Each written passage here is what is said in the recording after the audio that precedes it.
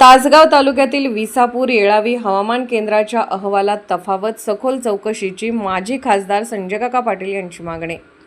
सांगली जिल्ह्यातील तासगाव तालुक्यातील विसापूर व येळावी येथील हवामान केंद्राच्या डेटामध्ये संशयास्पद तफावत आढळून आल्याने संबंधित प्रकरणाची सखोल चौकशी करण्याची माजी खासदार संजयकाका पाटील यांची मागणी पुढे आली आहे।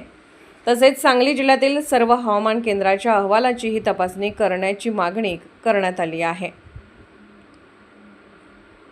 दिनांक 22 एप्रिल 2026 रोजी तासगाव तालुक्यात अवकाळी पावसामुळे शेती पिकाचे मोठ्या प्रमाणात नुकसान झाले होते।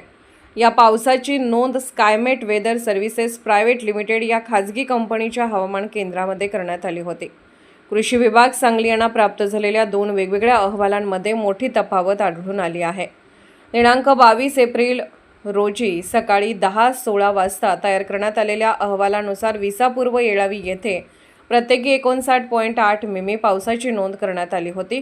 मात्र त्याच घटनेबाबत दिनांक 5 मे 2026 रोजी सायंकाळी 4:59 वाजता प्राप्त झालेल्या दुसऱ्या अहवालात विसापूर येथे 38.3 मिमी तर येळावी येथे 40.3 मिमी पावसाची नोंद दाखवण्यात आली आहे। एकाच दिवसाच्या पावसाच्या नोंदीमध्ये एवढी मोठी तफावत आढळल्याने शेतकरी व ग्रामस्थांमध्ये संशय निर्माण झाला आहे। पुनर्रचित हवामान आधारित पीक विमा योजना 2025-26 अंतर्गत कमी पावसाची नोंद ग्राह्य धरल्यास नुकसानग्रस्त शेतकऱ्यांना आर्थिक फटका बसण्याची शक्यता व्यक्त होत आहे। काही स्थानिक नागरिकांनी या अहवालात जाणून-बुजून फेरफार झाल्याचा आरोपही माजी खासदार संजयकाका पाटील यांनी केला आहे।